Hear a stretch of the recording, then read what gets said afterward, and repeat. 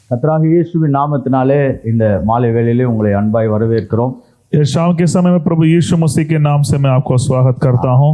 தேவனுடைய உதவியினால இன்றைக்கு நம்ம கர்த்தருடைய சத்தத்தையும் கர்த்தருடைய திட்டத்தையும் நாம் தியானிக்க போகிறோம். आज परमेश्वर की मदद के द्वारा परमेश्वर के मकसद को दर्शन को हम ध्यान करेंगे। அநேக வேளைகளில் நம்முடைய வாழ்க்கையில தேவனுடைய வழி நடத்துதல் தேவ திட்டத்துக்காய் நம்ம எதிர்பார்ப்பதுண்டு, ஜெபிப்பதுண்டு, ஆசைப்படுவதுண்டு. कई सारे समय हम परमेश्वर के मकसद के लिए हम इंतजार करते हैं, बाट जोड़ते रहते हैं, चाहत के साथ रहते हैं। இந்த படிப்பினை மூலமாக, இந்த பாடத்திட்டத்தின் மூலமாக, இந்த ஜெபத்தின் மூலமாக கர்த்தர் நம்மோடு கூட அதிகமாய் இடைப்படுவதற்கு ஒரு பலனுள்ள நாட்களாய் இது இருக்கும் என்று நான் ஆழமாய் நம்புகிறேன். इस जो बड़ा पढ़ाई है इस ऑनलाइन में, इसमें वो आपको सारे चीजों को आपको बताने के लिए मदद करेगा बोल के मैं विश्वास कर रहा हूँ। ஒவ்வொரு மாதத்துக்கும் ஒரு தலைப்பை வைத்து நாம் தியானிக்க போகிறோம். ஒவ்வொரு புதன்கிழமையும் நம்ம தியானிக்க போகிறோம். அதனால 4 பிரிவுகளாக இந்த வேத பகுதி அடங்கி இருக்கும். तो हर महीना एक एक हेडिंग के द्वारा हम लोग ध्यान करेंगे, एक एक हेडिंग रख के ध्यान करेंगे और उसमें 4 भाग होगा, उसके हिसाब से हम लोग ध्यान करेंगे। முதலாவது நம்ம பார்க்க போகிற தலைப்பு சீக்கிங் காட், தேவனை தேடுவது என்பதை குறித்து நாம் படிக்க போகிறோம். पहले है परमेश्वर को खोजना, उस हेडिंग के बारे में हम लोग देखेंगे। தேவனை தேடுவது என்பது ஒரு ரொம்ப பூமியில நமக்கு கொடுக்கப்பட்ட முக்கியமான பொறுப்பாக தேவன் வைத்திருக்கிறார். जो परमेश्वर की खोजने का है वो हमारा इस दुनिया में परमेश्वर ने दिया एक बड़ी जिम्मेदारी है। இந்த தெய்வீக தேடுதலை நாம் ஒரு நல்ல உணர்வோடு திட்டமிட்டு நாம் செய்ய அழைக்கப்படுகிறோம். ये जो ये खोजने के काम को हम अच्छे से प्रभु योजना के साथ करने के लिए हम बुलाए हुए लोग हैं। இந்த தெய்வீக தேடுதல் என்ற தலைப்பிற்கு சில முக்கியமான இறையியல் வாதத்தையும் நான் கொண்டு வர விரும்புகிறேன். जो परमेश्वर की खोजना ऐसे एक हेडिंग में मैं कुछ पढ़ाई को भी मैं आपके सामने लेके आना चाहता हूँ। ஏன்னா இறையியல் ரீதியாக நம்முடைய சிந்தனைகள்ல சில சவால்கள் இருந்துச்சுன்னா இந்த பாடத்திட்டம் நமக்கு புரிவது ரொம்ப கடினமாக இருக்கும். तो ये पढ़ाई के बारे में हम अच्छे से देखेंगे तो यहाँ पर हमारे लिए मदद होगा। இறையியல் புரிதல் என்று சொன்னால் நாம் இதுவரைக்கும் தேவனை எப்படி புரிந்து கொண்டிருக்கிறோம், அவருடைய திட்டத்தை எப்படி புரிந்து கொண்டிருக்கிறோம், அவருடைய தீர்மானங்கள் எப்படி புரிந்து கொண்டிருக்கிறோம் என்பதை தான் நான் இறையியல் புரிதல் என்று சொல்ல விரும்புகிறேன். पढ़ाई को समझना, पढ़ाई की समझ, इसका मतलब है परमेश्वर के मकसद को, परमेश्वर को आप कैसे समझ रहे हो उसके वही होगा। நம்ம நிறைய விதங்கள்ல வளர்ந்திருப்போம், நிறைய இடங்கள்ல வளர்ந்திருப்போம், நிறைய சூழ்நிலைகள்ல வளர்ந்திருப்போம். அதனால நமக்கும் தேவனுக்கும் உள்ள அந்த தொடர்பு நல்லா இருந்தாலும் நம்முடைய சிந்தனை பல விதங்களிலே வடிவமைக்கப்பட்டிருக்க கூடும். हम अलग अलग जगह पर अलग अलग परिस्थिति में हम लोग बड़े होंगे तो फिर भी हमारे जो विचार है अलग अलग रहता है। அந்த தெய்வீக புரிதல்கள்ல, விசேஷமா இந்த இறையியல் புரிதல்ல பிரச்சனை இருக்குதுன்னா நம்ம எவ்வளவுதான் சத்தியத்தை கேட்டாலும் அது நமக்குள்ள மாற்றத்தை கொண்டு வராது. जो इस पढ़ाई में हमारे अच्छे से हमको समझने का विचार नहीं रहेंगे तो वो हमारे जीवन में कुछ भी परिवर्तन नहीं लेके आएगा। அதனாலதான் நல்ல இறையியல் அமைப்பின் அடிப்படையிலே வேதத்தை புரிந்து கொண்டு பின்பு தேவனோடு நாம் ஐக்கியப்பட அழைக்கப்படுகிறோம். इसलिए इस पढ़ाई के बारे में अच्छे से हम जान के प्रभु की बुलाहट को पूरा करने के लिए बुलाए हुए। அதனால முதலாவது இந்த தேவனை தேடுவது என்பது அவசியமா என்ற ஒரு கேள்வி நிறைய பேருக்கு இருக்கலாம். परमेश्वर को खोजना है एक बहुत आवश्यकता है, क्या ऐसे बड़े सवाल आपके अंदर आया होगा? ஏன்னா தேவன் என்னை தேடி வருவார், தேவன் தான் எனக்கு எல்லாம் செய்வார் என்ற பெரிய நம்பிக்கையிலே மக்கள் வாழ்வதுண்டு. परमेश्वर ही मुझे ढूंढ के आया है, परमेश्वर मेरे लिए सब कुछ करेगा बोल के कई सारे लोग बोले। அப்படி தேவன் நம்மளை தேடி வந்து அவருடைய கிருபைகளினாலும் இரக்கங்களினாலும் ரட்சித்த பிறகு நமக்கு ஒரு பெரிய புரிதல் தேவைப்படுகிறது. परमेश्वर ने हमें खोज के लेके आकर परमेश्वर हमारे लिए क्या किया है बोल के हमारे लिए एक समझने का विचार चाहिए। நான் ரட்சிக்கப்பட்ட பிறகு உண்மையாகவே தேவனை தேட வேண்டுமா என்ற ஒரு நிலைக்கு நாம் தள்ளப்படலாம். उद्धार पाने के बाद मैं परमेश्वर को खोजना है क्या, ऐसे एक सोच हमारे अंदर आया होंगे। ஏன்னா தேவன் தான் எனக்கு கிடைச்சிட்டாரு, தேவன் தான் எனக்குள்ள வந்துட்டாரு, தேவன் தான் என்னோடு வாசம் பண்ணுகிறாரு, இப்போ நான் தேவனை உண்மையாகவே தேட வேண்டுமா என்ற ஒரு இடத்துக்கு மக்கள் நகர்வது வாய்ப்பாக தான் இருக்கிறது. आज के लोगों के विचार में क्या हो रहा है, परमेश्वर मुझे खोज गया, वो मेरे अंदर आ गया, अभी मैं क्यों परमेश्वर को खोजना है बोल के ऐसे विचार कई सारे लोगों के अंदर फैला हुआ है। அது என்ன சொல்லுகிறோம்னா அவர்கள் ஒரு இறையில்ல என்ன வந்துருவாங்கன்னா நியூ கிரியேஷன் ரியாலிட்டிஸ் என்ற ஒரு பகுதியிலிருந்து அந்த ஒரு உணர்வுக்கு தள்ளப்படுவது உண்டாக்கப்படுகிறது. जो नया सृष्टि की विचार में से वो लोग थोड़े से पलट के ऐसे विचार में भी आ जाते हैं. ஆனால் நியூ கிரியேஷன் ரியாலிட்டிஸ், புதிய மனுஷனின் உண்மை தன்மைகள் என்பது வேதத்தின் அடிப்படையில் 100% நிறைவேற்றப்பட்டது. அது கிறிஸ்துவினால் நிறைவேற்றப்பட்டு இருக்கிறது. जो नया मनुष्य की जो योजना है वो पूरा परमेश्वर यीशु मसीह के द्वारा पूरी रीति से इस दुनिया में पूरा हुआ है. அந்த நியூ கிரியேஷன் ரியாலிட்டிஸ், தேவன் என்னை கண்டடைந்து விட்டார், நான் தேவனுக்குள்ளாக இருக்கிறேன், தேவன் எனக்குள்ளாக இருக்கிறார் என்ற சத்தியம் வேதத்தில் நமக்கு கொடுக்கப்பட்ட முக்கியமானதும் அடிப்படை சத்தியமாக இருக்கிறது. जो न्यू क्रिएशन रियलिटी बोलते हैं वो हमारे पवित्र शास्त्र में दिया हुआ एक नींव जैसे है. என்னோடு கூட கொலோசியர் 1 அதிகாரம், கொலோசியர் 1:27 தான்.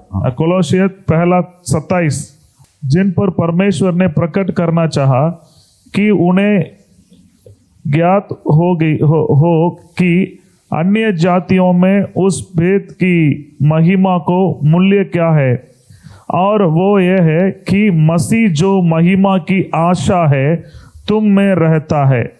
புறஜாதிகளுக்குள்ளே விளங்கின இந்த ரகசியத்தில் உள்ள மகிமையின் ஐஸ்வர்யம் என்னதென்று தேவன் தம்முடைய பரிசுத்தவான்களுக்கு தெரியப்படுத்த சித்தமானார்.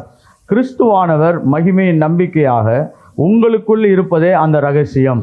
कि मसीह जो महिमा की आशा है तुम में रहता है. என்ன சொல்லப்படுகிறது? பவுல் என்ன திருச்சபைக்கு எழுதினார்? கிறிஸ்துவானவர் மகிமையின் நம்பிக்கையாக உங்களுக்குள் இருப்பதே அந்த ரகசியம்.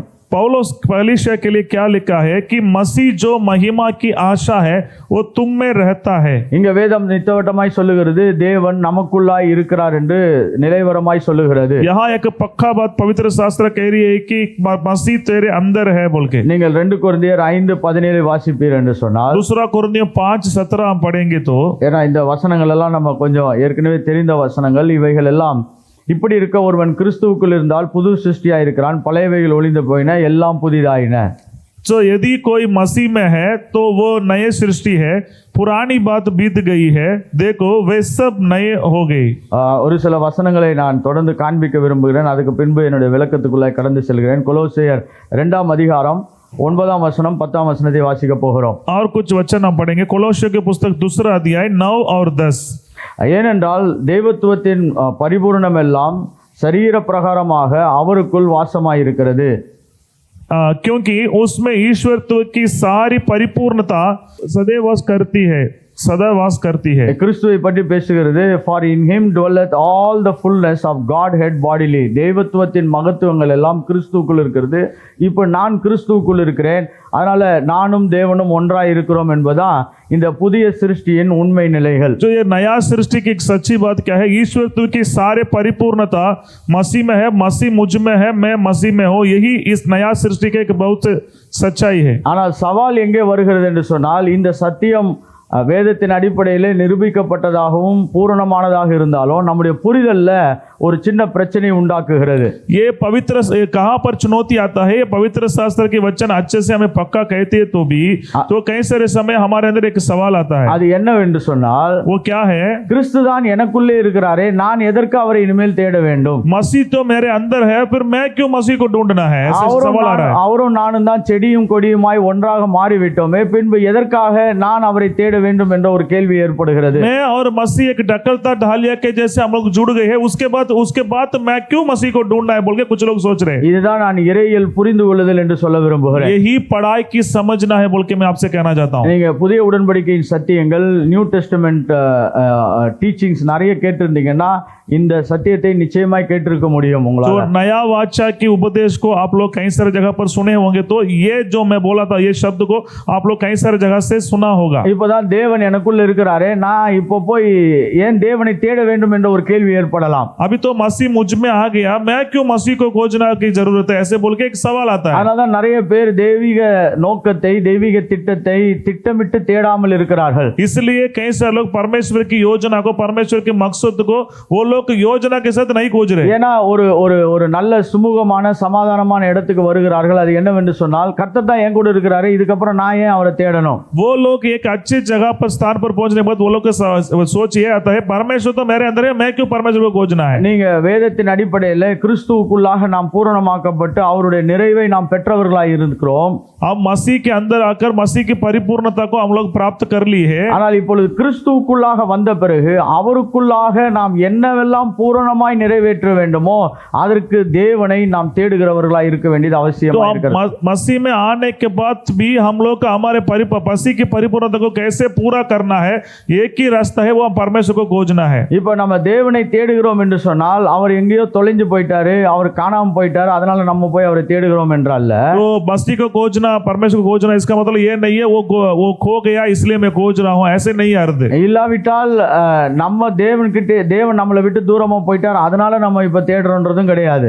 ऐसे भी नहीं है कि मसीह मेरे से दूर चला गया परमेश्वर इसलिए मैं परमेश्वर को खोज रहा हूँ, ऐसे भी अर्थ नहीं. It is not trying to find out God. தேவனை கண்டுபிடிக்க முயற்சி செய்கிறோம் என்று கிடையாது. इसका मतलब आप परमेश्वर को आप पहचानने के लिए कोशिश करो, ऐसे अर्थ नहीं. ஏன்னா இதை முதல்ல நான் தெளிவாக சொல்ல விரும்புகிறேன். ஏனென்றால் இந்த சத்தியத்தை நாம் புரிந்து கொள்வதற்கு இந்த இறையியல் சிந்தனை தடையாயிருந்து விடக்கூடாது. ये सच्चाई को हम अच्छे से समझने के लिए जो मैं बोला था वो पढ़ाई हमारा रुकावट नहीं रहना है. இதை நம்ம தெளிவாய் புரிந்து கொள்ள அழைக்கப்படுகிறோம். इसको अच्छे रीति से हम जानने के लिए हम बुलाए हुए लोग हैं. கிறிஸ்து எனக்குள்ளாய் இருக்கிறார், நான் கிறிஸ்துவுக்குள்ளாய் இருக்கிறேன். அப்படி இருந்தும் நான் ஏன் தேவனை தேட வேண்டும்? तो मसीह मेरे अंदर है, मैं मसीह के अंदर हूँ, फिर भी मैं क्यों मसीह को खोजना है? இப்ப நம்ம தேடுகிறோம் என்பதுதான் நம்ம புரிந்து கொள்ள அழைக்கப்படுகிறோம். அது என்னவென்று சொன்னால் हम ढूंढ रहे बोलेंगे इसलिए हम लोग बुलाए हैं, वो क्या है? கிறிஸ்து இயேசுக்குள்ளாக புது சிருஷ்டியாய் இருந்து நான் நிறைவேற்ற வேண்டிய வேலைகளுக்காக நான் அவரை தேட விரும்புகிறேன். मसीह में नया सृष्टि होकर उनके कुछ काम को पूरा करने के लिए मैं बुलाए हुए हूँ.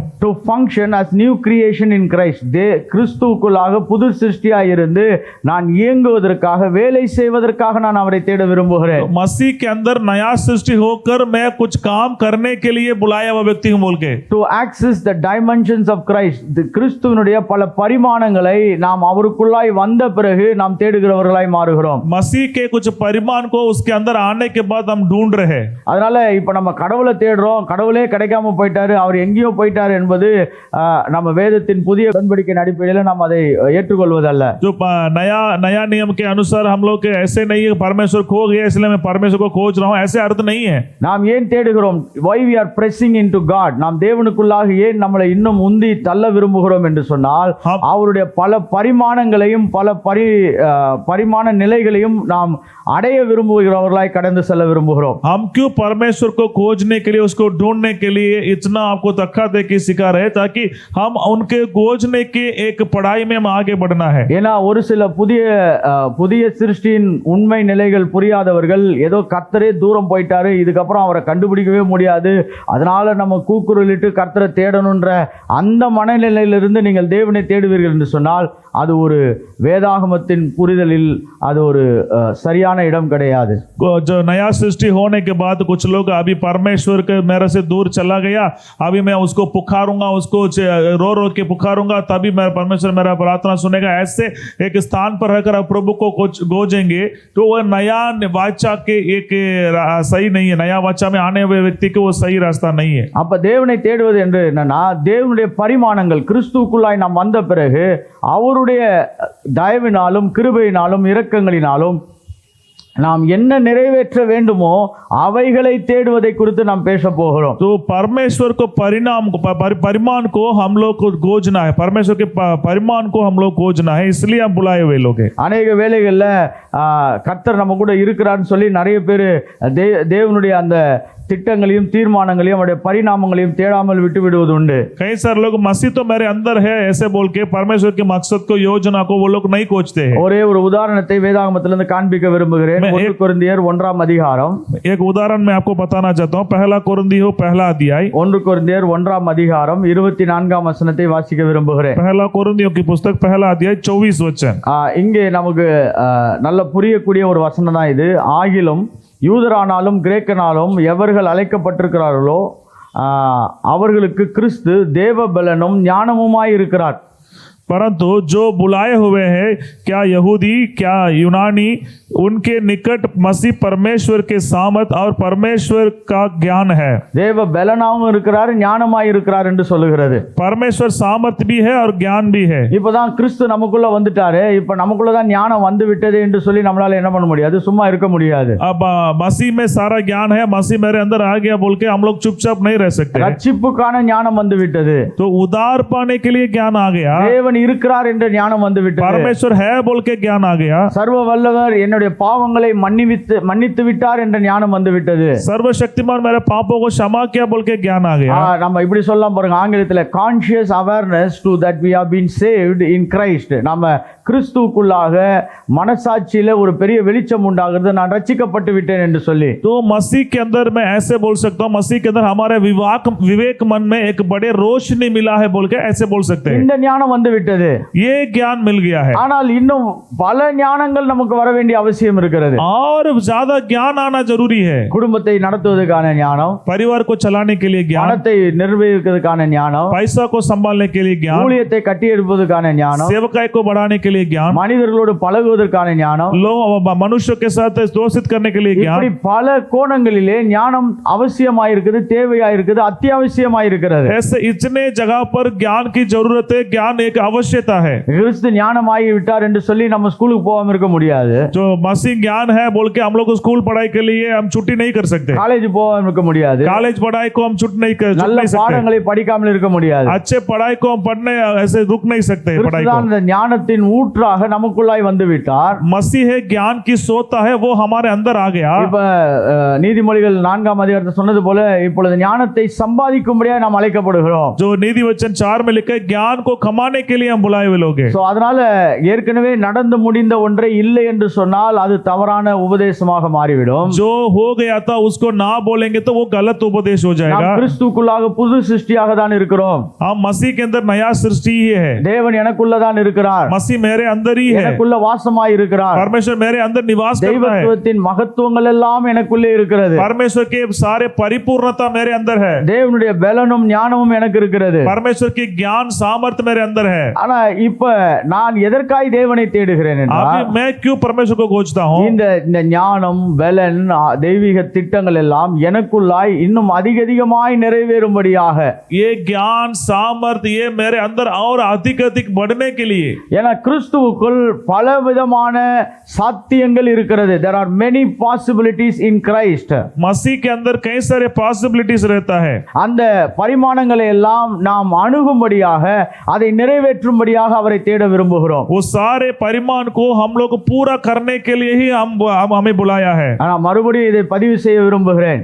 मैं एक बात बताना चाहता हूँ। தேவன் எனக்குள்ள இல்ல, அவர் எங்கேயோ போயிட்டார் என்று சொல்லி நீங்கள் தேவனை தேடுவீர்கள் என்று சொன்னால், நீங்கள் முதலாவது வேதத்தின் அடிப்படை சத்தியத்துக்கு கடந்து வர வேண்டும் என்பது அவசியமாய் இருக்கிறது. प्रभु मेरे अंदर नहीं है, वो मेरे से दूर चला गया बोल के अगर आप सोच रहे तो आप पहले एक नींव की उपदेश है, परमेश्वर मेरे अंदर है, इसी में आप आना जरूरी है। இல்ல, தேவன் எனக்குள்ள தான் இருக்கிறார், मसीह में प्रभु मेरे अंदर ही है, எனக்குள்ள தான் வாசமாய் இருக்கிறார். मेरे अंदर ही निवास करता है। அதுக்கு ஒரு பெரிய எடுத்துக்காட்டு என்னன்னு சொன்னா, उसके लिए एक बड़े उदाहरण क्या मालूम है? தொடர்ந்து நாம் அவரோடு பேசும்படியாய் ஜெபிக்கிறவர்களாய் இருக்கிறோம். उनको लगातार उनसे बात करते रहते हैं, उसको प्रार्थना करते रहते தொடர்ந்து हैं। அவருடைய திட்டத்தை புரிந்து கொள்வதற்காக நாம் வேதத்தை படிக்கிறவர்களாய் இருக்கிறோம். लगातार उनकी मकसद को योजना को हम जानने के लिए उनके वचन को पढ़ते रहते हैं। இதெல்லாம் எதற்கு அடையாளம் என்று சொன்னால், ये सब क्या चिन्ह है? தேவன் உள்ளே இருக்கிறார் என்பதுக்கு அடையாளம். मसीह मेरे अंदर है बोल के एक चिन्ह है। சபைக்கு செல்லுகிறோம், कलीसिया में जाते हैं, நல்ல ஆவிக்குரிய கூட்டங்களுக்கு செல்லுகிறோம், कई सारे आत्मा के एक அங்கே मीटिंग में शामिल होते போகும்பொழுது हैं, ஒரு தெய்வீக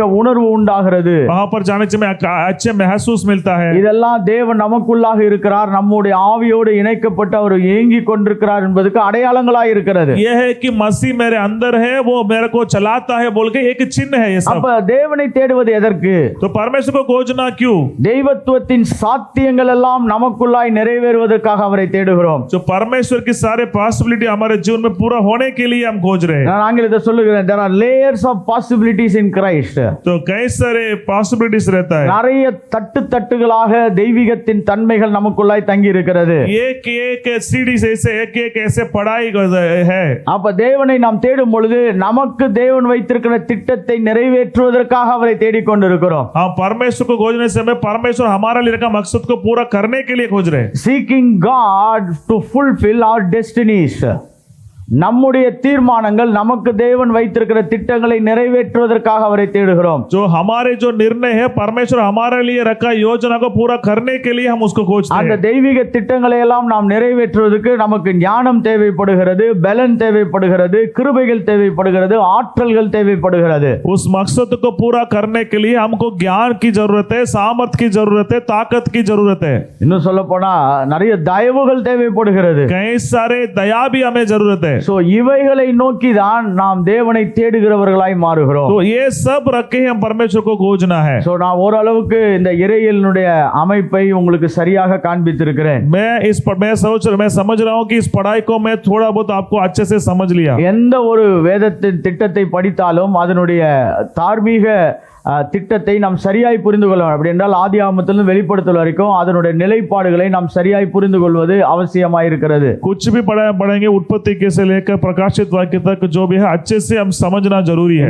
இந்த ஆன்லைன் மூலமாக நீங்கள் படிக்கும் பொழுது இதை தான் நாங்கள் உங்களுக்கு கொண்டு வந்து சேர்க்க விரும்புகிறோம். जो ये ऑनलाइन के द्वारा आप लोग इस पढ़ाई में आए हैं, हम लोग यही चीज आपको अंदर लेके आना चाहते हैं. ஏனென்று சொன்னால் தேவன் நமக்காக பெரிய மாற்றங்களை செய்வதற்கு இவைகள் பெரிய உதவிகளாய் இருக்கும் என்று நம்புகிறேன். ताकि परमेश्वर हमारे अंदर के बड़े परिवर्तन लेके आने के लिए ये पढ़ाई आपके लिए मदद करेगा बोल के मैं विश्वास करता हूं. ஏனா தேவன் இதை இந்த ஆன்லைன் மினிஸ்ட்ரி ஸ்டார்ட் பண்ண சொல்லும் பொழுது இந்தியாவில் இருக்கிற பல மக்களை ஆசீர்வதிப்பதற்கு இது வாய்க்காலாக இருக்கும் என்று சொல்லி தேவன் இதை செய்ய சொன்னார். परमेश्वर मेरे से बात करता है, ये इंडिया में कई सारे लोगों के लिए एक आशीष की एक रास्ता बन के रहेगा बोल के परमेश्वर मुझे वायदा दिया. இன்னைக்கு ஃபர்ஸ்ட் டைம் நீங்க எங்களோடு கூட கிளாஸ்ல ஜாயின் பண்ணிருக்க உங்கள் ஒவ்வொருவரையும் நான் கேட்டுக்கொள்கிறேன், இதற்காய் ஜெபியுங்கள்.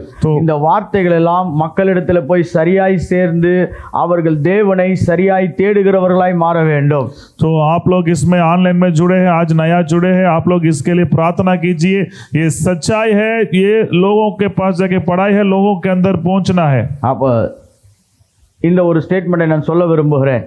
मैं ऐसे एक कहावत बताना चाहता हूं. Seeking God is a intentional dealing. அப்படி என்று சொன்னால் இது திட்டவட்டமான முயற்சியில் தான் நாம் தேவனை தேடுகிறவர்களாய் மாறுகிறோம். एक योजना के साथ ही कोशिश करके ही परमेश्वर की योजना को पूरा करना है. திட்டவட்டமான நோக்கத்துடனும் முயற்சியுடனும் நாம் தேவனை தேடுகிறவர்களாய் மாறும் பொழுதுதான் தெய்வத்துவத்தின் பரிமாணங்களை எல்லாம் நாம் செயல்படுத்துகிறவர்களாய் மாறுகிறோம். एक मकसद है और एक योजना के साथ ही प्रभु को खोजने के काम को पूरा कर सकते हैं. நான் ஆங்கிலத்திலே சொல்ல விரும்புகிறேன், seeking God is an intentional dealing to access all the dimensions of God to fulfill divine destinies.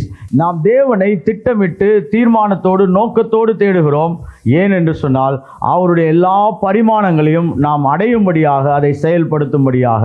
हम परमेश्वर को ऐसे खोजते हैं कि मकसद के साथ एक निर्णय लेके परमेश्वर को खोजते हैं ताकि उनकी सारे परिपूर्णता को हम जानने के लिए. அது அவருடைய பரிபூர்ணங்களை கண்டுபிடிப்பது மட்டுமல்ல, நாம் எதற்காய் படைக்கப்பட்டோமோ அதை சரியாய் நிறைவேற்றுவதற்கு. केवल उनकी परिपूर्णता को पाने के लिए, जानने के लिए नहीं, उनकी जो उसने क्यों मकसद के लिए हमको सृष्टि किया उसको पूरा करने के लिए भी. To fulfill divine destinies என்று சொல்கிறான் பாருங்க ஆங்கிலத்தில். நமக்கு தேவன் வைத்த திட்டத்தை நிறைவேற்றுவதற்கு நாம் தேவனை சார்ந்து அவரை தேடுகிறவர்களாய் மாற வேண்டும். तो हमारे लिए परमेश्वर जो मकसद रखा है उस मकसद को पूरा करने के लिए प्रभु को खोजना जरूरी है. சில பேருடைய சிந்தனைகள்ல இப்படி ஒரு எண்ணம் இருக்கும், அதை நான் சற்று விளக்க விரும்புகிறேன். कुछ लोगों के विचार में ऐसे एक सोच रहता है, मैं वो भी बताना चाहता हूँ. வேதத்திலே பல இடங்களிலே தேவனை குறித்த சில தெய்வீக படங்கள் நமக்கு கொடுக்கப்பட்டிருக்கிறது. we call it as pictures. தேவனை குறித்த சில தெய்வீக படங்கள் நமக்கு கொடுக்கப்பட்டிருக்கிறது. पवित्र शास्त्र में आप देखेंगे तो परमेश्वर के बारे में कुछ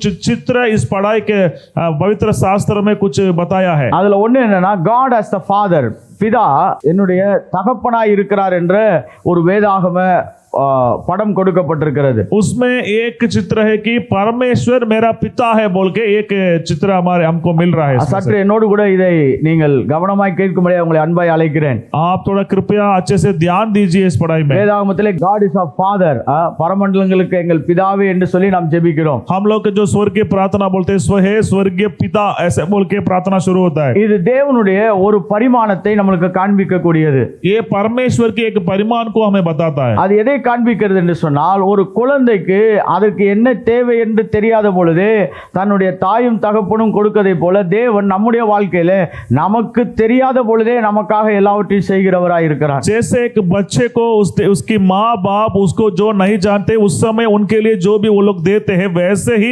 परमेश्वर भी हम नहीं जानते ऐसे कुछ चीज परमेश्वर हमारे अंदर दिया है. பாருங்க, குழந்தைகளை பார்த்தீங்கன்னா ரொம்ப இன்ட்ரெஸ்டிங்கா இருக்கும். அவங்களுக்கு நம்ம ஒரு நல்ல உணவு கொடுக்க போனா வேணாம் வேணாம்னு சொல்லி சண்டை போட்டு ஓடும். तो आप जब छोटे बच्चों को देखेंगे तो हम लोग उसको अच्छा खाना खिलाने के लिए जाते हैं तो वो मुझे नहीं चाहिए बोल के भागते हैं. ஏன்னா இப்ப இந்த குழந்தைக்கு எது தேவை, நம்ம எப்படி உயிரோட நல்லா இருக்கணும்ன்ற வெளிச்சம் இல்லாதனால அந்த தகப்பனும் தாயோ அதை ஓடி ஓடி விரட்டி ஊட்டுவார்கள். तो इस माँ बाप को एक रोशनी है कि खाना नहीं खाएंगे तो बच्चा कमजोरी हो जाएंगे सोच के माँ बाप दौड़ दौड़ के उनके बच्चे के पीछे दौड़ दौड़ के उसको खाना खिलाता है जबरदस्त करके. ஏன் அப்படி செய்றாங்க? क्यों ऐसे कर रहे हैं? அதான் பிதாவுடைய தன்மை.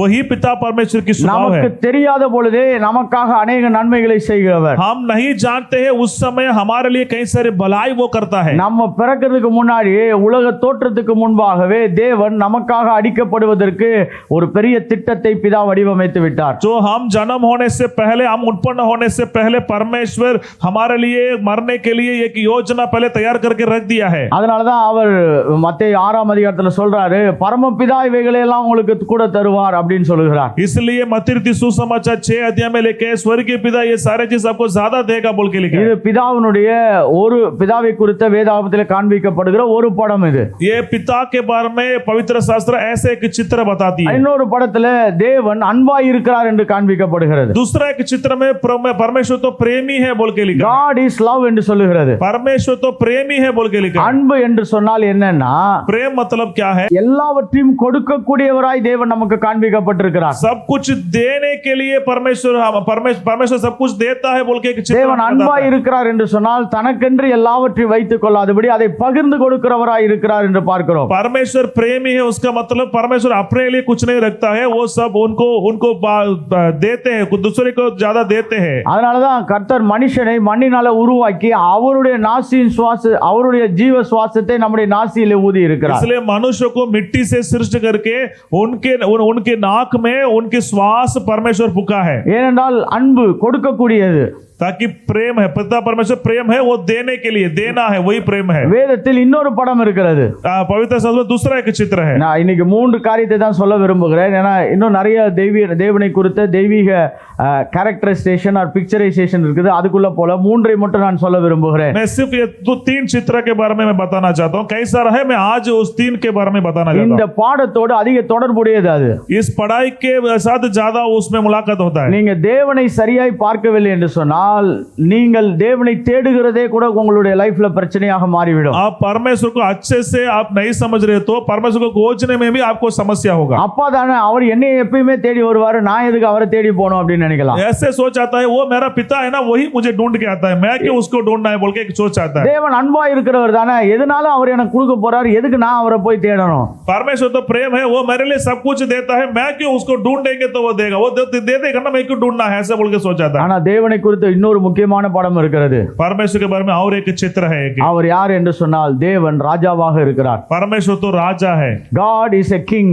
परमेश्वर एक राजा है. ராஜா என்று சொன்னால் அவர் காரியங்களை ஒப்படைக்கிறவராய் இருக்கிறார் என்று அர்த்தம். राजा है, वो कामों को दूसरे को सौंपता है बोल के अर्थ है. அவர் பிதாவாகவும் இருக்கிறாரு, वो पिता है, அன்பாகவும் இருக்கிறாரு, वो प्रेमी भी है, ராஜாவாகவும் वो இருக்கிறார். राजा भी है. ராஜா எப்படி செயல்படுவாரோ அவர்கிட்ட நீங்க போய் பாத்தீங்கன்னா அவர் காரியங்களை ஒப்படைக்கிறவராய் இருக்கிறார். राजा कैसे काम करता है, वो जो भी काम है वो दूसरे को बोल के सौंपता है करने के लिए बोलता है. God is a king entrusted people with his benevolence. அவர் தன்னுடைய திட்டங்களையும் தீர்மானங்களையும் மக்கள் கிட்ட கொடுக்கிறவராய் இருக்கிறார். जो अपने मकसद को योजना को लोगों को देने के लिए तैयार रहता है, அது பரிந்து அதை பிரித்து மக்களுக்கு என்று கொடுக்கக்கூடிய வல்லமை உள்ளவராய் இருக்கிறார். उसको बांट के लोगों के लिए वो देता है. சோ அப்ப தேவனை நம்ம எப்படி புரிஞ்சுக்கணும், எப்படி அறிந்து கொள்ள வேண்டும் என்று சொன்னால், தேவனை தேடுகிறோம்னு சொன்னா இப்ப அப்பா அன்பு என்பதை தாண்டி ஒரு ராஜாவாக அவர் என்ன விரும்புகிறாரோ அதை நிறைவேற்ற அவரை தேடி போகிறோம் என்று அர்த்தம். तो परमेश्वर को खोजना है, उसको कैसे हम समझ सकते हैं? वो केवल पिता नहीं है, वो केवल प्रेम नहीं है, वो एक राजा है. वो कुछ काम हमारे लिए सौंपा है, उसको पूरा करने के लिए हम खोजना है. அதனால தேவனை குறித்த ஒரு தெய்வீக புரிதலின் அடிப்படையில் தான் இந்த தேவனை தேடுவது என்ற இந்த பாடத்தை நம்மளால புரிஞ்சுக்க तो முடியும். परमेश्वर के बारे में समझने के लिए ये परमेश्वर को खोजना की पढ़ाई को जानना बहुत जरूरी है.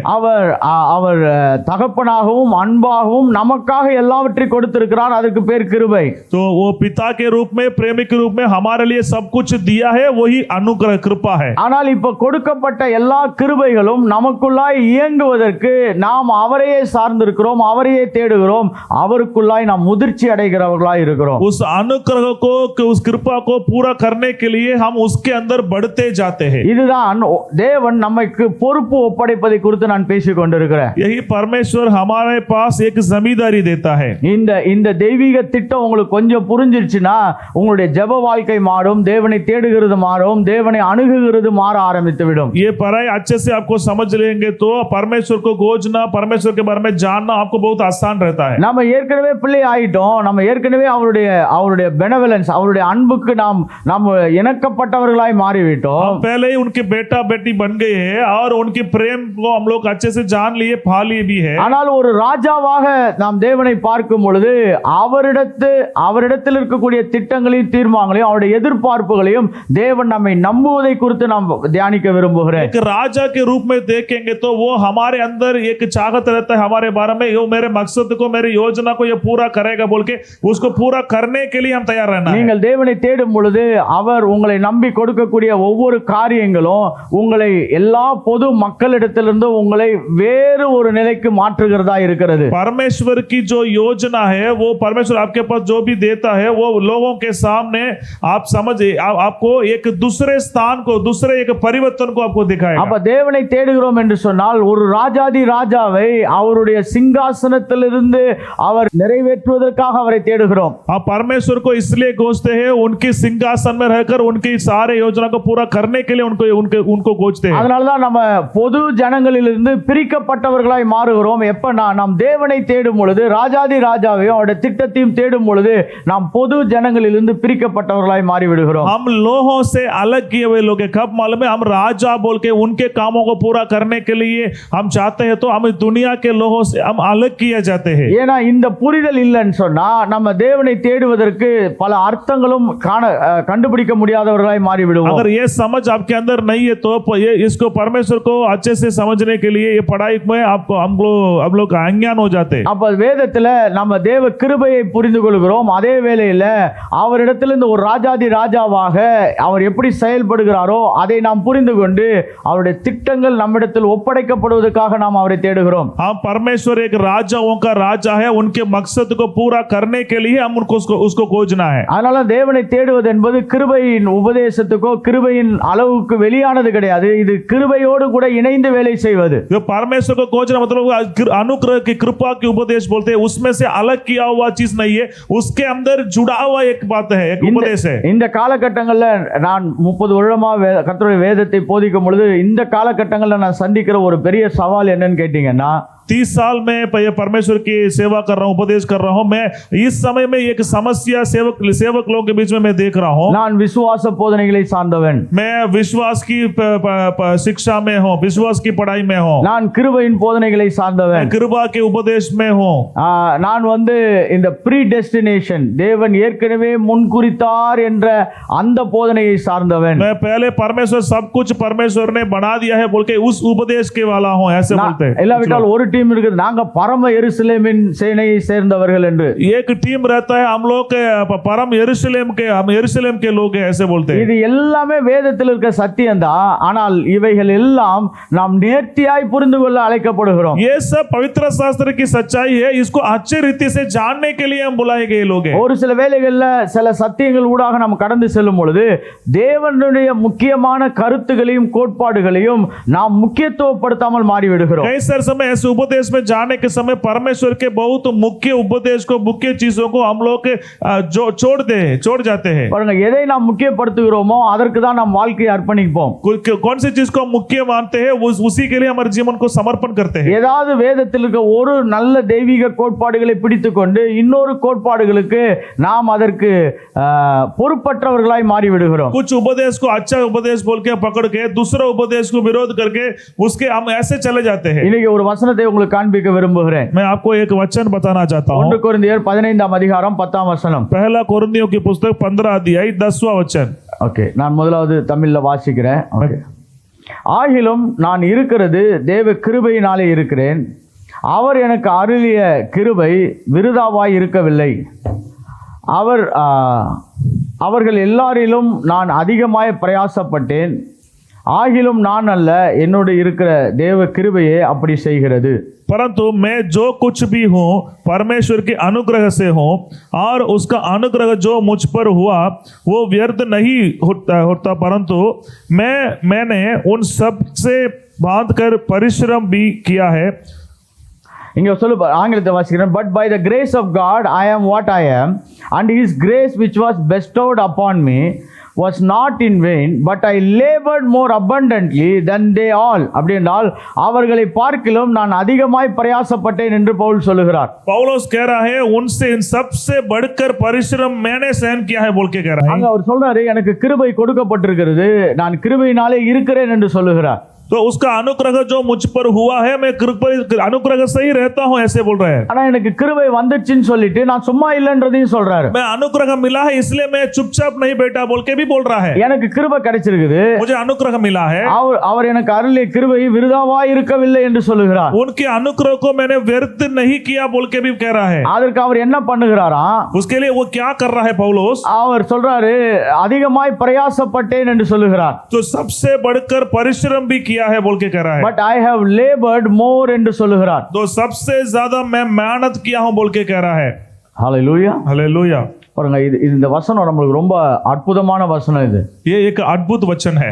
கிருபை பெற்று கிருபையை அதிகமாய் புரிந்த பவுலே சொல்றாரு, நான் பிரயாசப்பட்டேன், நான் அதற்காக போய் வேலை செய்தேன் என்று சொல்லுகிறார். अनुग्रह के उपदेश का अनुग्रह को पाया हुआ एक पौलुस कह रहा है, मैं उसके लिए प्रयास भी किया है. இப்ப இத உடனே நம்ம என்ன சொல்றோம்னா, இமிடியேட்டா இத ஊழியத்துக்கு பிரயோஜனமான இடம் என்று சொல்லுவோம். हम लोग इसको बोलते हैं केवल सेवकाई के लिए बोला है. அப்படி அது ஊழியத்துக்கு பிரயோஜனமான இடமா இருந்தாலும், இப்ப ஊழியத்தை அவர் எப்படி நிறைவேற்றணும்? அவர் தொடர்ந்து தேவனை தேடி தேவ திட்டத்தை புரிந்து கொண்டு, தேவ நோக்கத்தை புரிந்து கொண்டு, தேவ தீர்மானங்களை புரிந்து கொண்டு, அப்படிதான் தேவ ஊழியத்தை நிறைவேற்ற முடியும். परमेश्वर के सेवक को कैसे पूरा कर सकते हैं? परमेश्वर की योजना को समझ के, परमेश्वर की मार्ग को समझ के, परमेश्वर की मकसद को समझ के, उसके बाद ही वो उसको परमेश्वर की सेवकाई के वो पूरा कर सकता है. அப்போ கிருபை வந்த உடனே பவுல் சும்மா இல்லைங்க. அதற்காக போய் அவர் என்ன பண்றாரு? தேவனை தேடுகிறார். என்ன செய்யணும், எப்படி செய்யணும், அதை நான் எப்படி நிறைவேற்ற வேண்டும் என்ற ஒரு மாபெரும் முயற்சியில் அவர் ஈடுபடுகிறவராய் இருக்கிறார். अनुग्रह मिलने के बाद सब अनुग्रह मिल गया, सब अनुग्रह बोल के वो चुपचाप नहीं बैठा गया. वो परमेश्वर की सेवा, किसके लिए परमेश्वर अनुग्रह दिया, उस सेवकाई को कैसे करना है बोल के प्रभु से बात करता है, खोजता है, प्रार्थना करता है और उसके लिए प्रयास भी करता है. அதனால ஒன்று சொல்றேன் பாருங்க, ரட்சிப்பு நம்மளுக்கு இலவசமாய் தேவனுடைய தயவுனால கிடைத்திருக்கிறது. उदार है, परमेश्वर हमें मुफ्त में दिया है. ஆனால் நாம் தேவனுடைய திட்டங்களை நிறைவேற்றுவதற்கு நாம் அவரோடு கூட ஐக்கியப்படுவது அவசியமாய் இருக்கிறது. परमेश्वर की योजना को पूरा करने के लिए हम उनके साथ संगति रखना बहुत जरूरी है. ஹalleluya, हालेलुया. அதனாலதான் இந்த தெய்வீக திட்டத்தை நாம் அதிகமாய் புரிந்து கொள்ள அழைக்கப்படுகிறோம். इसलिए इस परमेश्वर की योजना को अच्छे रीति से जानने के लिए परमेश्वर हमें यहाँ पर बुलाया. அநேக வேளைகளில் கிருபை கிடைச்சிச்சு அப்படின்னு சொல்லிட்டு நம்ம அப்படியே பொறுமையா இருக்க முடியாது. अनुग्रह मिल गया बोल के ऐसे ही चुपचाप नहीं रह सकते. நாம் நிறைவேற்றுவதற்காக நாம் அவரை தேட வேண்டியது அவசியமா இருக்கிறது. परमेश्वर की मकसद को, योजना को पूरा करने के लिए हम उसका खोजना जरूरी है. So இந்த இரண்டு வார்த்தைகளை நான் பேச விரும்புகிறேன். We have to press deliberately and intentionally so that we will understand divine destinies. தெய்வீக திட்டங்களையும் தீர்மானங்களையும் நாம் தொடர்ந்து பெறுவதற்கு திட்டமிட்டு நோக்கத்துடன் அவரை தேடுகிறவர்களாய் நாம் அழைக்கப்படுகிறோம். परमेश्वर की मकसद को योजना को पूरा पाने के लिए हम एक योजना के साथ परमेश्वर को खोजना जरूरी है, इसलिए हम परमेश्वर बुलाया हमें. நீங்க தேவனை தேட ஆரம்பிக்கும் பொழுது அவருடைய மகத்துவங்களிலே ஒவ்வொன்றாக நீங்கள் கண்டுபிடிக்கிறவர்களாய் மாறி விடுவீர்கள். परमेश्वर को आप खोजने के लिए कोशिश करेंगे तो परमेश्वर के हर एक महिमा को आप देखेंगे. பாருங்க, தேவனுடைய திட்டத்தையும் தீர்மானத்தையும் தீவிரமாய் தேடாதவர்கள் எப்படி இருப்பாங்கன்னு சொன்னீங்கன்னா, परमेश्वर के मकसद को योजना को एकदम तेज के साथ नहीं खोजते, ऐसे लोग कैसे रहेंगे मालूम है? தெய்வீக திட்டங்கள் மற்றவர்களுக்குள்ளாய் நிறைவேறுவதை அவர்கள் பார்க்க தான் முடியும் ஒழிய அவருடைய வாழ்க்கையில் அது நிறைவேறாமல் போய்விடும். परमेश्वर की योजना कैसे पूरा हो रहा है बोल के वो दूसरे के जीवन में ही केवल देख सकता है, उनके जीवन में वो तो नहीं होगा. இன்றைக்கு ரட்சிக்கப்பட்டு அபிஷேகம் பெற்று தேவனால் அழைப்பையும் பெற்றவர்கள் அநேக இடத்திலே அவர்கள் மற்றவர்களுக்கு நிறைவேறுகிறதை தான் பார்த்து கொண்டிருக்கிறார்களே ஒழிய, आज कई सारे लोग बुलाए हुए लोग सेवकाई के लिए बुलाए हुए लोग वो लोग दूसरे के जीवन में ही क्या हो रहा है बोल के देख रहे हैं. ஆனால் தங்களுக்கு என்ன நிறைவேறுகிறது என்பதை அவர்களால் பார்க்க முடியாமல் தவித்துக் கொண்டிருக்கிறார்கள். उनके जीवन में क्या नहीं हो रहा है बोल के वो लोग नहीं देख रहे हैं. கிருபை எல்லாருக்கும் கொடுக்கப்பட்டிருக்கிறது, अनुग्रह सबके लिए दिया गया है. ஆனால் தேவனுடைய திட்டத்தை நிறைவேற்றுவதற்கு நாம் அவரை தேடுகிறவர்களாய் இருக்கிறோம். परमेश्वर की मकसद को पूरा करने के लिए हम उसको खोजना जरूरी है. இப்ப ஒரு மனுஷன் தன்னுடைய வாழ்க்கையிலே தேவனுடைய திட்டங்கள் தீர்மானங்கள் எதிர்பார்ப்புகள் எல்லாம் நிறைவேற்றாம போயிட்டானா அவனுக்கு கிருபை இல்லை என்று அடையாளம் கிடையாது. एक व्यक्ति इस दुनिया में परमेश्वर के मकसद को योजना को अगर पूरा नहीं कर रहा है तो इसका मतलब परमेश्वर उनके पास कृपा नहीं है बोल के अर्थ नहीं है. ஏன்னா தேவன் உள்ளே வரும் பொழுது எல்லா மகத்துவங்களையும் எல்லா ஞானத்தையும் எல்லா கிருபையும் எல்லா வரங்களையும் உடையவராய் நமக்குள்ளாய் வந்திருக்கிறார். परमेश्वर हमारे अंदर कैसे है? सारे ज्ञान के साथ, सारे सामर्थ के साथ, सारे बुद्धि के साथ हमारे अंदर आया है. The grace has sufficiently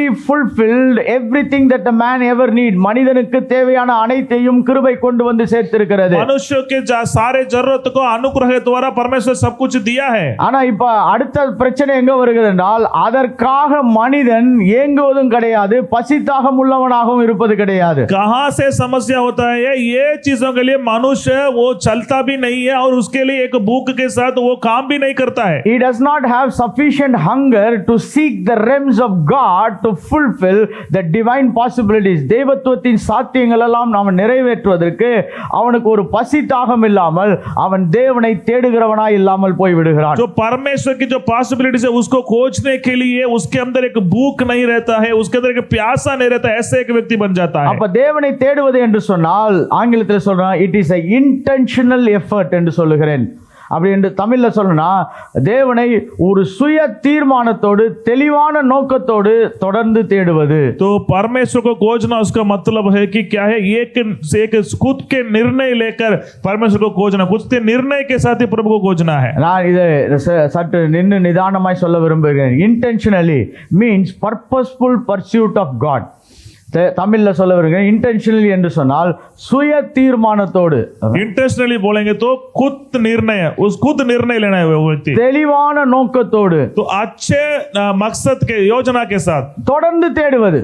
लगातार खोजना. ஏதோ ஒரு நாள்ல ஒரு வேலையை செய்து முடிச்சிட்டோம்னு சொல்லி நாம் அமைதியா இருப்பதல்ல. मैं एक दिन में काम को पूरा कर लिया बोल के चुपचाप रहना नहीं है. அநேக வேலைகள்ல மனிதர்கள் என்ன ஒரு பகுதி வரைக்கும் ஓடிட்டு அதுக்கப்புறம் சரி இதோட முடிஞ்சிருச்சு அப்படின்னு சொல்லி அமைதியா இருப்பது உண்டு. कुछ लोग है मैं एक तरफ दौड़ के बोलते हैं अभी इतना है खत्म हो गया सारा, ऐसे बोल के सोचते हैं. कुछ மனிதனுடைய பார்வையில் நான் ஒன்று சொல்றேன் பாருங்க, நம்ம ரட்சிக்கப்பட்ட பிறகு நம்மளுக்கு வழிநடத்துதல் தேவைப்படுகிறது. तो हम उद्धार पाने के बाद हमें एक अगुवा की जरूरत है. மனிதனுடைய பெரிய தேவை அது.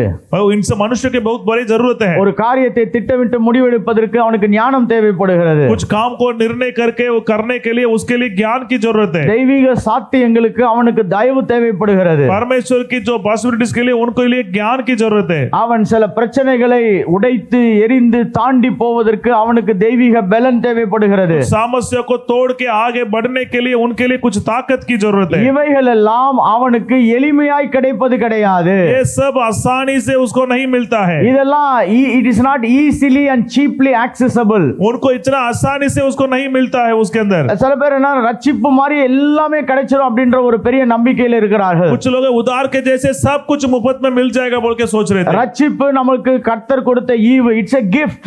तो उधार है, परमेश्वर हमारे दिया एक बड़े गिफ्ट है। ஆனா அந்த கிஃப்ட்டை வாங்கிட்டு நம்ம வளர்ச்சி அடைந்து தேவனை தேடி இப்பொழுது தேவன் என்ன விரும்புகிறாரோ, ஒரு ராஜா என்ன விரும்புகிறாரோ அதை நிறைவேற்றுகிறவர்களாய் நாம் மாற அழைக்கப்படுகிறோம். उस उधार को पूरा पाने के बाद हम लोग परमेश्वर मतलब वो राजा क्या चाहता है उसके मकसद को, उसकी योजना को पूरा करने के लिए हम जाना जरूरी है। பாருங்க, இப்படி ஒரு உதாரணத்தை நான் சொல்ல விரும்புகிறேன். मैं एक उदाहरण आपको बताना ஒரு चाहता हूँ। கம்பெனில வேலை கிடைக்கிறது உங்களுக்கு கிடைச்ச கிஃப்ட் மாதிரி.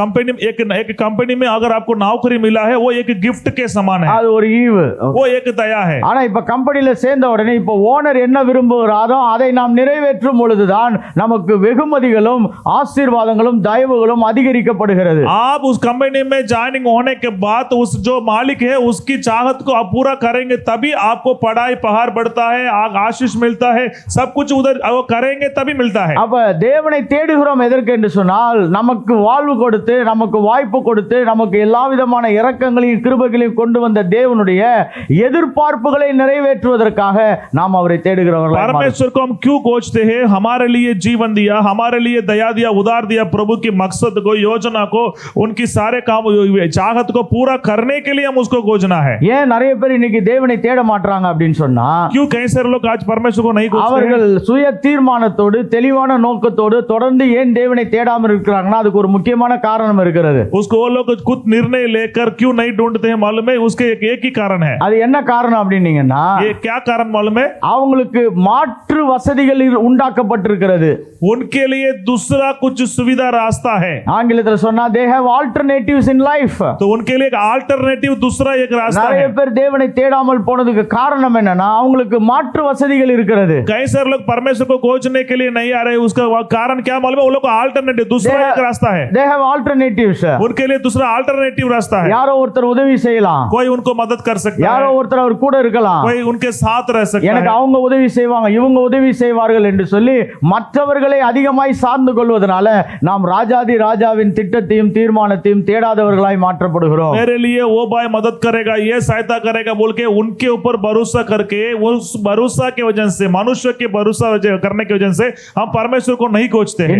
இந்த மாலை வேளையிலே நான் ஒரு முக்கியமான காரியத்தை பதிவு செய்ய விரும்புகிறேன். इस शाम के समय में एक चीज को मैं आपके सामने एक बात बताना चाहता हूँ। Humans and anything on this earth is not alternative to God. தேவனுக்கு பதிலாக இந்த பூமியில எந்த பொருளும் எந்த மனிதனும் அந்த இடத்தை நிரப்ப முடியாது என்று சொல்ல விரும்புகிறேன். परमेश्वर के बदलों में कोई भी मनुष्य, कोई भी वस्तु, कुछ भी परमेश्वर के बदलों में उस जगह को पूरा नहीं कर सकता है। எரேமியா 17 அதிகாரம் 5 வசனம் இப்படியாக சொல்லுகிறது. यिर्मयाह की पुस्तक 17 अध्याय 5-15 वचन ऐसे लिखा है। மனுஷனை நம்பி மாம்சத்தை தன் புயமாக்கி தன் இருதயத்தை கர்த்தரிடத்திலிருந்து விலக்குற மனுஷன் சபிக்கப்பட்டவன் என்று சொல்லுகிறது. यिर्मयाह के 17 अध्याय 5 वचन, மனுஷனை நம்பி यहोवा यो कहता है, श्रापित है कि वो पुरुष जो मनुष्य पर भरोसा रखता है। அப்ப இந்த பூமியில ஒரு ஆல்டர்னேட்டிவ் அவன் கிரியேட் பண்ண முடியுது பாருங்க. तो देखिए मनुष्य के लिए दूसरा एक अल्टरनेटिव रास्ता वो खोज रहा है। தேவனே சொல்றாரு, என்ன நம்பாம மனுஷனை நம்புகிறவனாய் அவன் மாறுகிறான். यहोवा यो कहता है, श्रापित है वो पुरुष मनुष्य पर भरोसा रखता है बोल के कह रहा है। ஒன்னு மனிதர்களை நம்புவது, एक तो मनुष्य पर भरोसा रखते हैं, மாம்சத்தை தன் புதமாக்கி அப்படினா he is depending on the arm of his own flesh. அப்படினால் எனக்கு பலன் இருக்குதுங்க, நான் அதை செய்ய முடியும் என்று சொல்லி அவன் தேவனை தேடாமல் இருக்கிறான். उसके खुद के बारे में वो भरोसा रखते हैं, मेरे पास सब कुछ है, मैं क्यों परमेश्वर को खोजना है, ऐसे बोल के ऐसे जगह पर चले जाते हैं। Why I need God? I have the strength, I have the abilities. எனக்கு ஆற்றல் இருக்குது, பலன் இருக்குது, பணம் இருக்குது, எனக்கு எதுக்குங்க கடவுள்னு கேட்கக்கூடிய நிலைக்கு மனிதன் நகருகிறான். मनुष्य ऐसे एक स्थान पर जाते हैं, मेरे पास सब कुछ है, पैसा है, सब कुछ है, मैं क्यों परमेश्वर को खोजना है बोल के ऐसे एक स्थान पर चले जाते हैं। நான்கு காரியங்களை சொல்ல விரும்புகிறேன். எதெல்லாம் மனுஷன் தேவனுக்கு பதிலாக பதிலாக அந்த இடத்திலே கொண்டு வருகிறான் என்று சொல்ல விரும்புகிறேன். 4 जगह में बताना चाहता हूँ कौन सी जगह पर मनुष्य परमेश्वर के बदलों में उस जगह पर किसी दूसरे किसी को रखता है. மனித சக்தி, ஹியூமன் பவர் அந்த இடத்துக்கு கொண்டு வருகிறான். मनुष्यों की शक्ति को वहां पर लेके आता है. மனித ஆதாரம், ஹியூமன் டிபெண்டன்சி அந்த இடத்துக்கு கொண்டு வருகிறான். मनुष्य की जो सहायता है वहां पर लेके आता है. மனித உறவுகள் அப்படி என்று சொன்னால் எனக்கு எவ்வளவு பெரிய நெட்வொர்க் இருக்கு தெரியுமா, எனக்கு பின்னணி என்ன தெரியுமா, நான் யார் தெரியுமா, எனக்கு பின்னாடி எவ்வளவு பேர் இருக்காங்கன்ற அந்த உறவை அந்த இடத்துக்கு கொண்டு வருகிறான். मनुष्य की रिश्ता मतलब मेरे को ये बड़े बड़े लोग जानता हूं, मैं ऐसे ऐसे लोग को जानता हूं, ऐसे बोल के भड़का के उसको उस स्थान पर लेके आते हैं. அது அடுத்து கடைசியா அவன் கொண்டு வர என்ன தெரியுமா, மனித அறிவை தேவனுக்கு பதிலாக அந்த இடத்துக்கு கொண்டு வருகிறான். आखिरी में क्या लेके आता मतलब मनुष्य की ज्ञान को परमेश्वर के बदलों में उस जगह पर लेके आता. அதனால தான் நான் சொல்றேன், இன்னைக்கு ஏன் தேவனை மனிதர்கள் தேடுவதில்லை? इसलिए मैं कहता हूं आज क्यों मनुष्य परमेश्वर को नहीं खोज रहा है. Because they have many alternatives. அவங்களுக்கு மாற்றுதலுக்கான வாய்ப்பு நிறைய இருக்குது. அதனால அதை அவர்கள் யூஸ் பண்ண முயற்சி செய்கிறார்கள். उनके लिए कई सारे अल्टरनेटिव रास्ता है, इसलिए उससे वो लोग तृप्त होकर रह रहे हैं. இதுக்கு ஒரு ரொம்ப பைபிள்ல இருந்து ஒரு அற்புதமான உதாரணம் சொல்றேன். தானியேல் 6ஆம் அதிகாரம் 10ஆம் வசனத்தை வாசித்திருப்பீங்கன்னா, एक अच्छे उदाहरण है दानियेल की 6 अध्याय 10वां वचन हम पढ़ेंगे. 6ஆம் அதிகாரம் 10ஆம் வசனம். दानियेल की पुस्तक 6 अध्याय. தானியேல் அந்த கட்டளைகளை எழுதப்பட்டிருக்கிறது என்று அறிந்த பொழுது அவன் தன் வீட்டுக்குள் போய் அவனுடைய மேல் மாடியிலே எருசலேமுக்கு திரும்பிய ஜன்னல்களை திறக்க முன்னே செய்தது போலவே தினமும் 3 வேளை முழங்காலிட்டு தன் தேவனை நோக்கி ஜெபித்து ஸ்தோத்திரம் செய்தான்.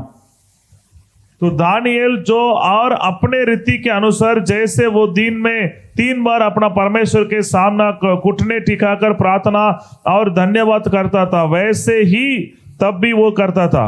ஓகே, இங்க ரொம்ப முக்கியமான 2 கருத்துக்களை சொல்ல விரும்புகிறேன். यहाँ पर 2 बात मैं बताना चाहता हूँ. அவன் ராஜாவின் அரண்மனையில் இருக்கிறவன், वो राजा के महल में रहता है, ஆனால் ராஜாவை சார்ந்து கொள்ளவில்லை. वो राजा के ऊपर भरोसा नहीं किया. அவன் ஒரு ராஜரீக அமைப்பிலே வேலை செய்கிறவன், वो एक राजा के एक बड़े एक संस्था में काम कर रहा है. மனித உறவுகளை சார்ந்து கொள்ளவில்லை. वो मनुष्यों की रिश्ता के ऊपर भरोसा नहीं किया. ஆனால் அதற்கு பதிலாக அவன் என்ன செய்கிறான்? उसके बदलों में वो क्या कर रहा है? வேதம் சொல்லுகிறது, पवित्र शास्त्र कह रहा है ஜன்னல்களை திறக்க जो सारे खिड़कियों को முன்னே उसने खोला, செய்தது போலவே तो पहले अपने जैसे पहले करता था वैसे ही தினமும் 3 வேளை वो दिन में 3 बार முழங்காலிட்டு அவன் ஜெபிக்க ஆரம்பித்தான். घुटने टिकाकर प्रार्थना और धन्यवाद करता था. இது எதை காண்பிக்கிறது? ये क्या बता रहा है यहाँ அவன் पर? இவைகள் எல்லாம் எதையும் சார்ந்து கொள்ளவில்லை. ताकि दानियेल जो इसके ऊपर भरोसा नहीं நீங்க किया, எப்பெல்லாம் இதெல்லாம் சார்ந்து கொள்ளுகிறீர்களோ அப்பொழுது நீங்கள் தேவனை தேடுகிறது ரொம்ப கம்மியாயிடும். जब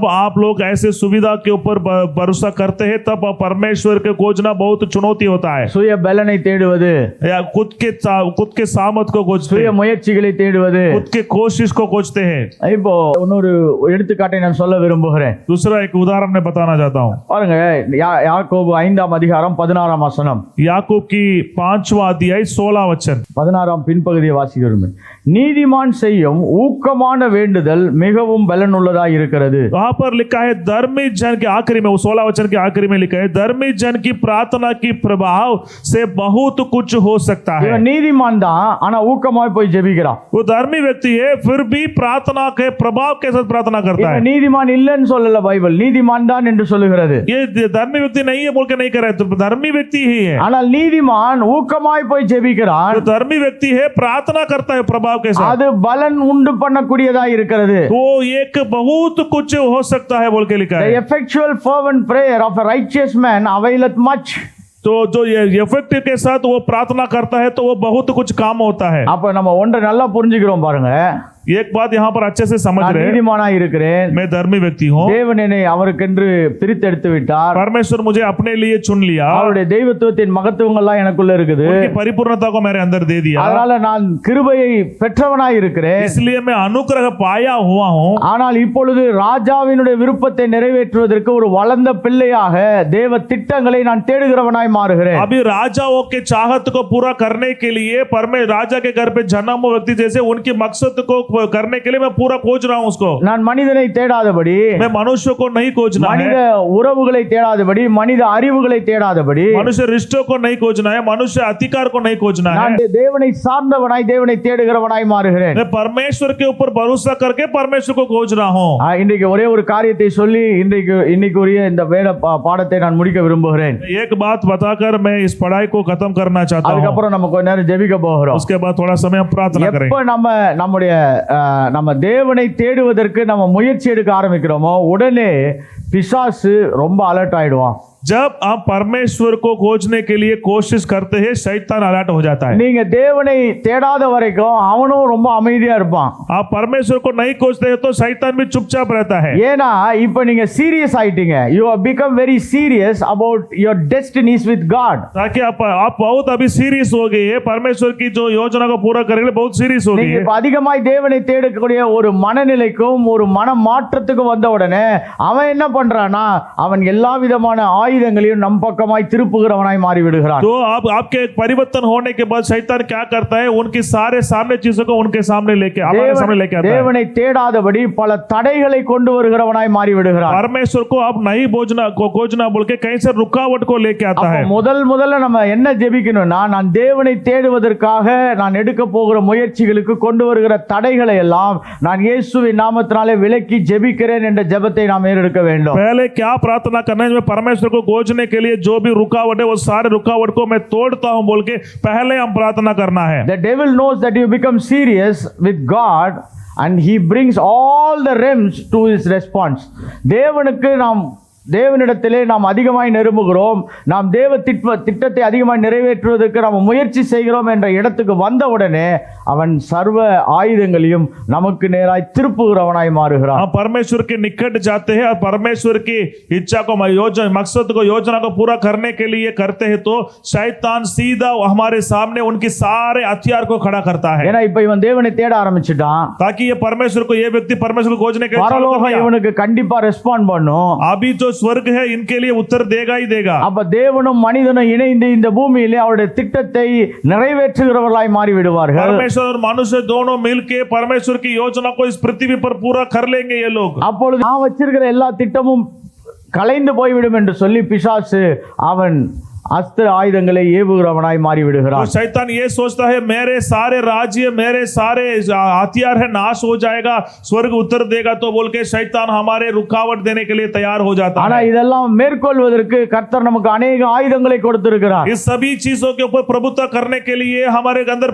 परमेश्वर कई सारे अधिकार दिया है। தேவன் நமக்கு உதவி செய்கிறவர் மட்டுமல்ல, நமக்கு பேர் உதவி செய்கிறவராய் இருக்கிறார். परमेश्वर केवल सहायता करने वाला नहीं है, हमें बड़े सहायता करने वाला। அதனால நீங்க எப்பெல்லாம் நீங்க தேவனை தேடுவதற்கு ஆர்வம் உள்ளவர்களாய் ஒரு பெரிய திட்டத்தை எடுத்து நீங்க உள்ள வருகிறீர்களோ அப்பொழுது சில சவால்கள் வரும், ஆனால் அதை ஜெயித்து நாம் மேற்கொள்வதுதான் வெற்றியுள்ள கிறிஸ்தவ வாழ்க்கை. इसलिए बड़े एक योजना के साथ प्रभु के चरणों में आप आते हैं तो एक बड़े चुनौती आता है, बड़े रुकावट आता है, उसके ऊपर आप प्रभुत्व करेंगे तो आप जीवन में विजय पा सकते हैं। அதனால இன்றைக்கு தலைப்பு seeking God is a intentional and deliberate effort. அப்படி என்று சொன்னால் இது ஒரு திட்டமிட்ட நோக்கத்துடன் ஒரு முயற்சி தான் தேவனை தேடுவது. तो परमेश्वर की खोजना है एक योजना के साथ मकसद के साथ, हम योजना के साथ प्रभु को खोजना है। அப்பதான் தேவன் தன்னுடைய திட்டத்தை நமக்கு நிறைவேற்றுவதற்கு உதவி செய்கிறவராய் மாறுகிறார். तभी परमेश्वर उनके मकसद को हमारे जीवन में पूरा करने के लिए वही मदद करेगा। Praise the Lord. Hallelujah. Praise the Lord. Hallelujah.